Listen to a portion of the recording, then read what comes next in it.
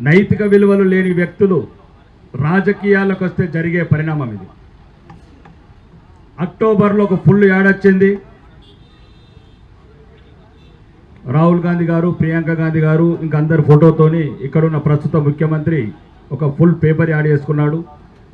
రాష్ట్రంలో ఉన్న రైతులందరికీ 2 లక్షల రుణమాఫీ, సంపూర్ణంగా ఎలాంటి షరతులు లేకుండా రుణమాఫీ చేస్తామని మేము చూస్తాము. వ్యాపార సంస్థల ప్రకటనలలో, జ్యువెలరీ ప్రకటనలో అక్కడక్కడ చేసిన తర్వాత కింద షరతులు వర్తిస్తాయని.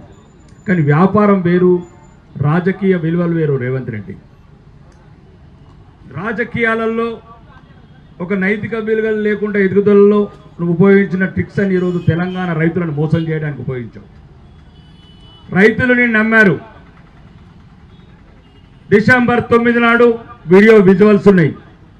వేరే దేశాల నుండి ఆ చట్టాల ప్రకారం మీకు ఏం శిక్ష చేసేవాళ్ళో కానీ తెలియదు. కానీ బహిరంగంగా వీడియోలో చెప్పావు, ఎవరన్నా రుణాలు తీసుకోకపోతే వెంటనే వెళ్ళి బ్యాంకులకు 2 లక్షల రుణం తెచ్చుకోండి, డిసెంబర్ 9 నాడు నేను రాగానే మాఫీ చేస్తాను.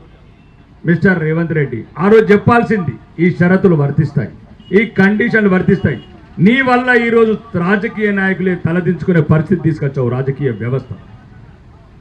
ముఖ్యంగా ఒకవేళ ఇంకొకరున్నాడు ఫామ్ హౌస్లో దాగి పడుకున్న ప్రతిపక్ష నాయకుడు, ఈరోజు తెలంగాణ ప్రజల దిక్కు ఆశ మొత్తం భారతీయ జనతా పార్టీ వైపు చూస్తున్నది.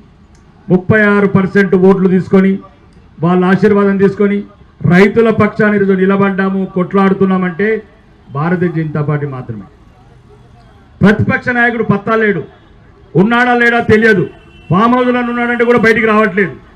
అది ప్రధాన ప్రతిపక్ష నాయకుడు ఈరోజు పరిస్థితి తెలంగాణ రాష్ట్రంలో. ఇంకా ఉన్న బాధ్యత, తెలంగాణ ప్రజలపై చెప్పిన బాధ్యత భారతీయ జనతా పార్టీ మీదనే ఉంది. ముఖ్యంగా ఈ ఒక్క విషయం గమనించాలి మీడియా మిత్రులు. ఇక్కడున్న ఒక మాజీ మంత్రి కాళేశ్వరరావు అనే అతను, తన్నీరు కాళేశ్వరరావు అనే మంత్రి, మాజీ మంత్రి, ఆగస్టు 15 నాడు రుణమాఫీ అయిపోతే రాజీనామా చేస్తాడు. ఆగస్టు 15 నాడు ఇప్పుడున్న ప్రస్తుత ముఖ్యమంత్రి ఏదో దేవుళ్ళ మీద ఒట్టు పెట్టుకుని రుణమాఫీ చేస్తాడు. అస్సలు ఇప్పుడు మాఫీ ఎంత చేశావు, చేస్తే మరి హరీష్ రావు రాజీనామా ఎందుకు చేయట్లేదు? మీరు ఇద్దరు తోడు దొంగలు, 2 పార్టీలు కలిపి ఆడుతున్న ఆట ఇది. ఒకవేళ హరీష్ రావు దమ్ముంటే రాజీనామా, లేకపోతే బట్టబయలు చేయ రేవంత్ రెడ్డి. ఇద్దరు చాట్లో టీఆర్ఎస్ వాళ్ళు, కాంగ్రెస్ వాళ్ళు ఒక్కటై తెలంగాణ ప్రజలను మోసం చేస్తున్నారు, తెలంగాణ రైతులను మోసం చేస్తున్నారు. ఇద్దరులా ఎవరో ఒక్కరు రాజీనామా చేయండి. అయితే ముఖ్యమంత్రి గారిని రాజీనామా చేయాలి, హరీష్ రావుని రాజీనామా చేయాలి.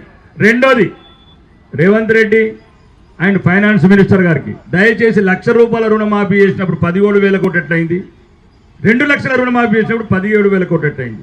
ఈ లెక్కలెట్లా, ఈ మర్మం ఏంది? తెలంగాణ ప్రజల్ని అమాయకులు అనుకుని ఈ రకంగా రైతులని నట్టేట ముంచిన ప్రభుత్వం మీది. ముఖ్యంగా రైతులకు చివరి వరకు అండగుండి, రైతులు కూడా దయచేసి ఎవ్వరు కూడా ఎటువంటి సందేహం అవసరం లేదు, ఎక్కడి దాకన్నా గిరిగిస్తాం. తెలంగాణను అవసరమైతే ఎక్కడికన్నా కాంగ్రెస్ నాయకులని, ఎలా రైతులని ఏ రకంగా చైతన్యం చేయాలా, 2 లక్షల ఉద్యమాలు చేయాలా ప్రజాక్షేత్రంలో చేసి ఆ 2 లక్షల రుణమాఫీ చేసే వరకు విశ్రమించము.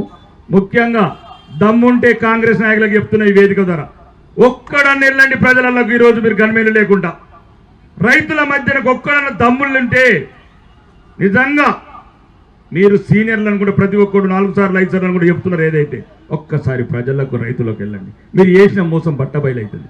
కాబట్టి దయచేసి తెలంగాణ ప్రజానీకం కూడా ఆలోచించండి. భారతీయ జనతా పార్టీ అంటేనే ఈ దేశం గురించి, రైతుల గురించి, ధర్మం గురించి ఉన్న పార్టీ. ముఖ్యంగా ఈసారి మాత్రం మళ్ళీ మోసపోకుండా ఎలక్షన్లు వచ్చే ఇట్లాంటి నైతిక విలువైన రాజకీయ నాయకులు ఇట్లాంటి పథకాలు, మోసపూరిత పథకాలు నమ్మకుండా ఈ దేశం గురించి ఉన్న పార్టీని గౌరవించి, రైతుల గురించి ఉన్న పార్టీని గౌరవించి, మళ్ళీ ఏదైతే తప్పు చేసామో ఆ తప్పుని సరిదిద్దుకొని భవిష్యత్తులో మన భారతీయ జనతా పార్టీని తెచ్చుకొని రైతులకు సంబంధించిన అన్ని సమస్యలు పరిష్కరించమని చెప్తూ ఈ అవకాశం ఇచ్చిన పెద్దలందరికీ నా యొక్క ధన్యవాదాలు తెలుపుతూ బోలో భారత్ మాతా.